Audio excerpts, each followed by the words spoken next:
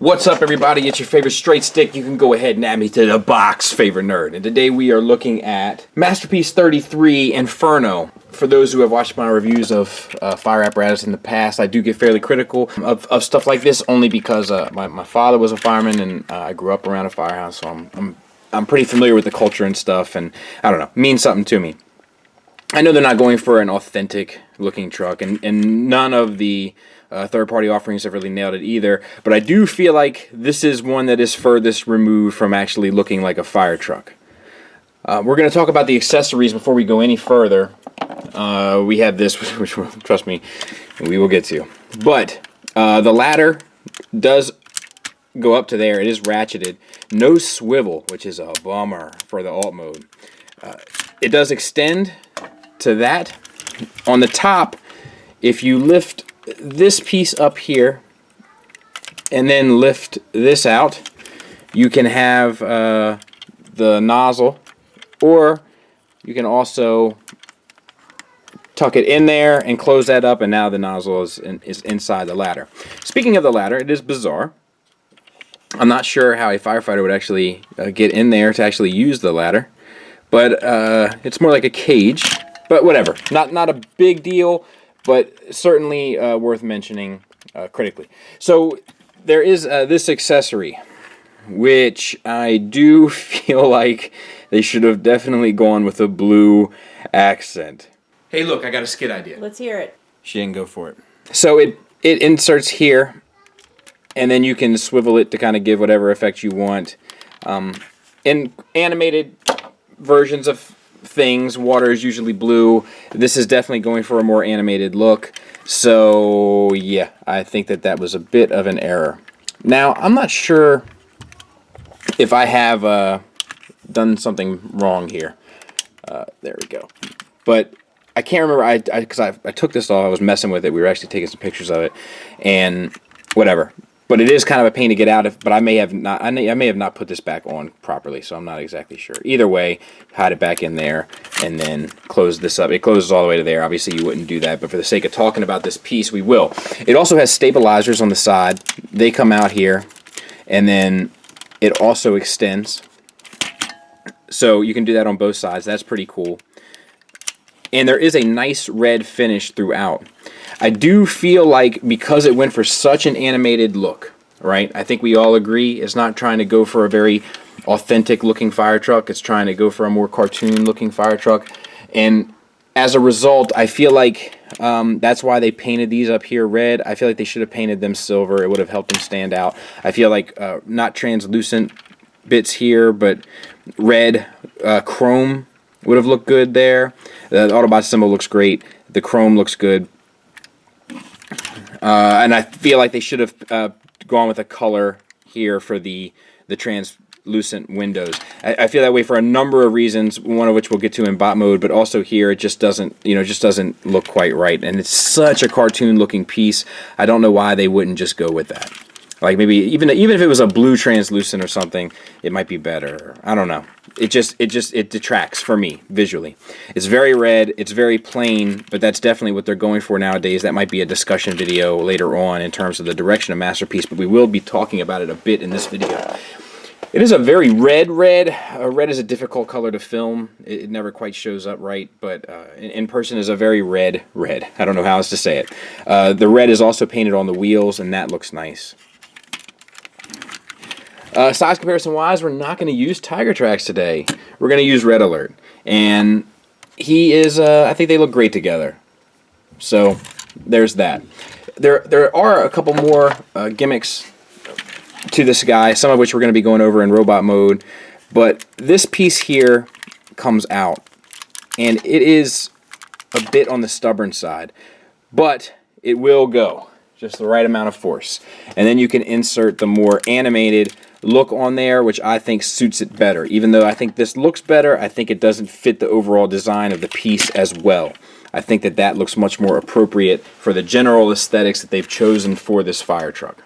Another accessory is his rifle, and it just sort of has this like that flecky finish. It's fine, and he can do a couple things with it actually. It can store down in here let's see, like that. So that's fine. It can also plug in at the top. You flip that up and there's a port in there, and it can plug in here a bit if you want to go for that look. I'm not sure I would. And he also comes with a set of stickers, just different options really, but they have these here that they recommend going on the side. I guess there. I don't know if it needs it or not. I'm fairly reluctant to put stickers on top of paint, but that option is available to you. Alright, so let's get started. Collapse the ladder and open this piece up in the back. Break it, so to speak, there. Hinge it as far back around as it will go, and then angle it down, and you'll see that it filled this little cavity, so to speak. The rest of it, you kind of have to do a little prep work in terms of the next step. So open these two pieces here.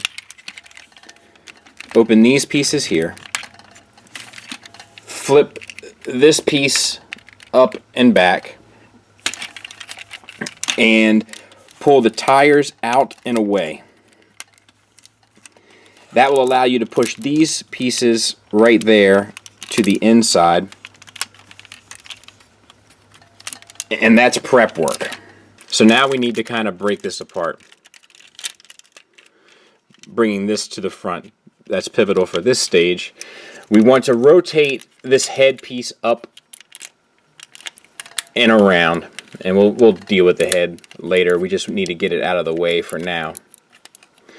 And we want to rotate these 180 degrees. Be mindful of the tires.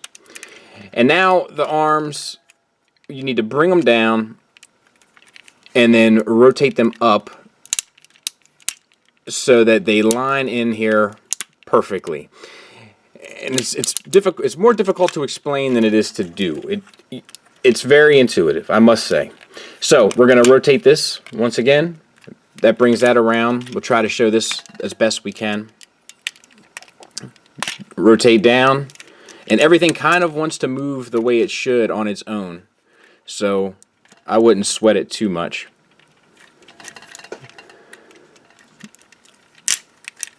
There. Now you need to bring the legs down. Bring this piece up and over. It's like it works like a double hinge, but there's not much to it. Up and over, and then you collapse all of this.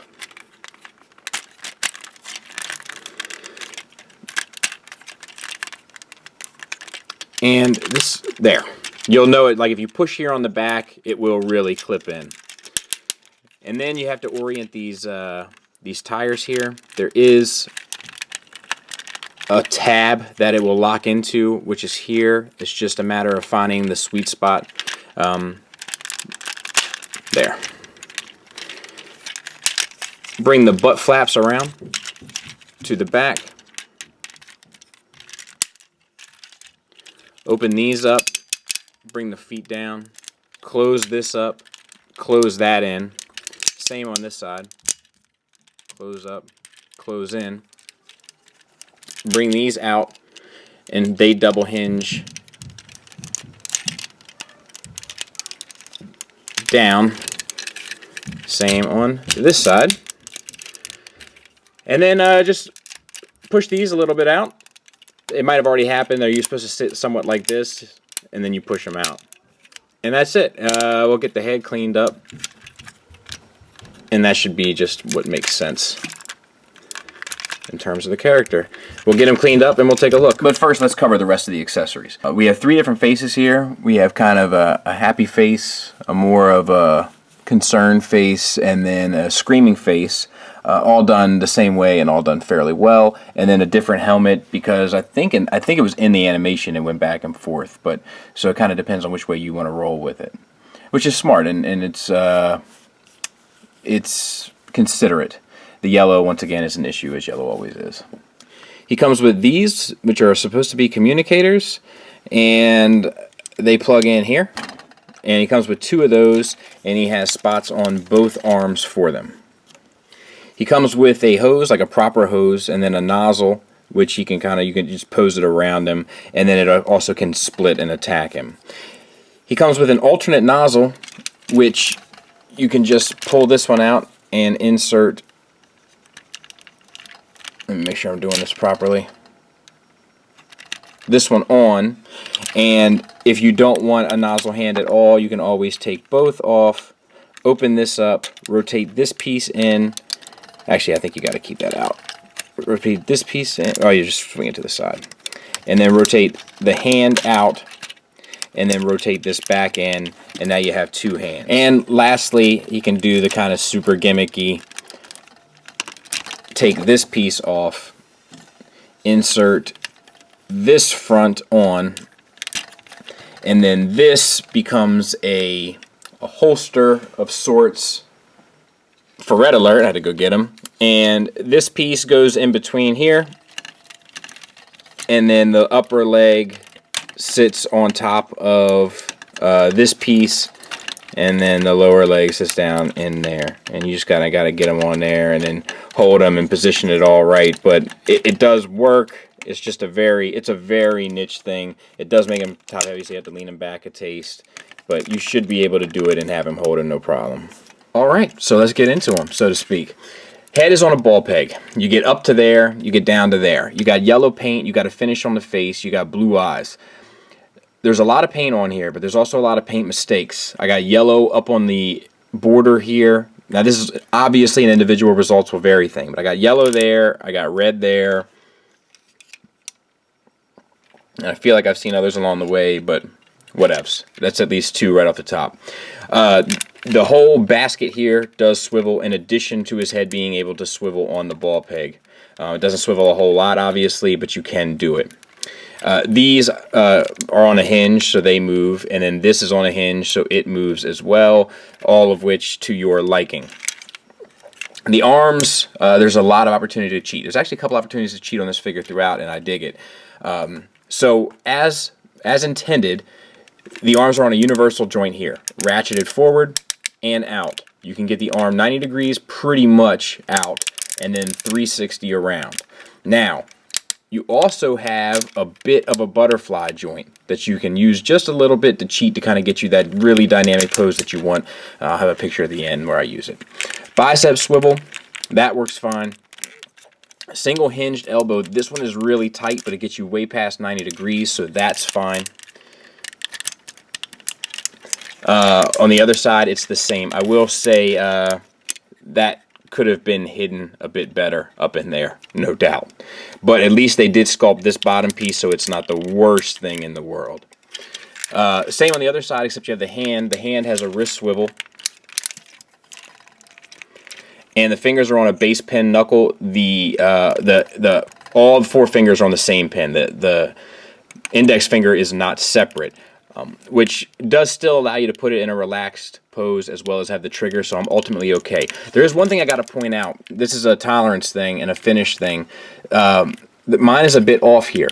Obviously, this is an individual results will vary kind of thing, but it even moves awkwardly around the pin here. It's just something slightly toleranced wrong. You can get it, but when you fiddle with it, it does give way. So I'm just pointing that out. Okay, waist swivel. You got to work around the junk, but it works fairly well. You can also untab it from the back and get a bit of an ab crunch, so that's pretty cool. And then you just got to tab it back into place. Not intended, but we'll take it, right? Universal joints for hips. Ratcheted, hard ratchets. All the way out to the front, no problem. A little bit to the back, no problem. The butt flap and all this stuff are all attached to the hip assembly, so it all moves with it. That's pretty smart. Thigh swivel. Knees, ratcheted. Past 90 degrees, so that works well. Ankles, tilt up, ratcheted, tilt down, ratcheted, and the rocker, all of it works extremely well. So no issues there. So all in all, that's him. We'll take a look at the back of the figure. That's about as clean gets, I think. And yeah, let's do some size comparisons. There he is with Red Alert and MP10. Now there he is with the other two offerings, the MMC Inferno mold and the Maketoys Inferno mold. And I think all three have their charms. I know people are going to ask me to compare them. The answer is I am going to, but not today, and not tomorrow, and not for a while. I'm going to try to get my hands on the KFC one or the X-Transbots one, whichever one he's calling it, and I'm going to try to do all four. That is my goal, because that I think will be a little bit more definitive. It's one of the, you know, the walk down and get them all kind of things, as opposed to run down and get one. So it's coming. And so is a discussion video about the direction that Masterpiece is going and kind of the pros and cons of that. But none of those things we're going to kind of cover in any great detail today. Final thoughts wise, let's do the negatives, okay? This guy has a lot of paint on him. With a lot of paint comes paint errors. So mine is not free of those paint errors, and therefore it has some. Most of the other negatives that I have are in alt mode. The alt mode ladder not being able to move left and right, that's a bummer. The alt mode not really looking like, I mean, I know people are going to say it looks like the G1 toy, and that's fine. The problem is that none of the other Masterpieces really look like the G1 toy in alt mode, at least if the G1 toy is that far removed from the truth. And lastly is something that I don't necessarily find negative, but it's something that we've got to discuss. I'm going to have a lengthy video on this subject soon, but not soon enough, and we're going to need to have this discussion. We have to talk about the new route that Masterpiece is going just briefly. We're going to talk about this in great detail later on down the line. Now, what I said I wanted from Inferno was a figure that was built like Ironhide, but looked like Shockwave, and they succeeded in that, 100%. But as I look at it, I can't help but notice how simple the things have gotten in terms of aesthetics, and I wouldn't be telling the truth if I said it wasn't 100% dissatisfying. I'm a person that likes toon accuracy. That being said, I think I may be finding my limits. To me, Soundwave is extremely screen accurate, however, at the same time takes some modern liberties to kind of give it a more mature look. Conversely, I feel like the Masterpiece line is going in a route that is very, very, very screen accurate, but might be losing a bit of that mature look. Inferno is very clean and very cartoon accurate, and he does look the part. Actually, and I missed something real quick in transformation. These pieces slide down just to cover down a bit. I'm sure there's been comments about it already, but whatever. I won't be responding to those comments. Look at all the line work. Here, here, here, here, all that sculpt work, all that stuff. You don't really see a whole lot of that, and I think it does take something away. I think if they were to do these kind of sculpts, where the overall sculpt and the overall silhouette was screen accurate, but then added a few little nuanced things, little line work and little tiny details to kind of make it pop a bit, I think that we would find it a more rewarding purchase. I am satisfied with this purchase. I think it's a solid figure. That being said, I can see how people are going to buy this and feel like it's underwhelming. And I totally get where they're coming from. I don't necessarily agree, but I don't necessarily disagree. I am slightly underwhelmed, however, it is what I've asked for. So I have to be cognizant of that. I think that finding the right balance between cartoon accuracy and a modern representation that looks mature is very challenging. And I'm not sure that this super strict to the cartoon screen animation is the way to go for all pieces. Doesn't mean that this one's not picking up, not worth picking up rather, but it just means I'm not sure if it's the way to go for everything. I think I may have finally changed my view. Now, that's not to say to take it to the extreme like other companies, other third-party companies have done. It just means be true to the spirit. I think the Soundwave is very true to the spirit, and I think that the Inferno is very true to the screen. While I can appreciate both, I think my sensibilities are more a fan of this take than they are of that. So let's talk about some positives, because there are plenty. The hardware in this figure is picture perfect. Mwah! Beautiful. Hard ratchets everywhere that hold every position just as crisply and neatly and cleanly as your little heart could possibly desire. And my heart desires an awful lot. A finished paint coat that makes the whole figure feel much more professional than, say, the Shockwave figure. Articulation out the wazoo. There's no hindrance. I never felt like I couldn't pull off a pose while manipulating him or messing with him or any of the above. I always felt like the figure was free-flowing.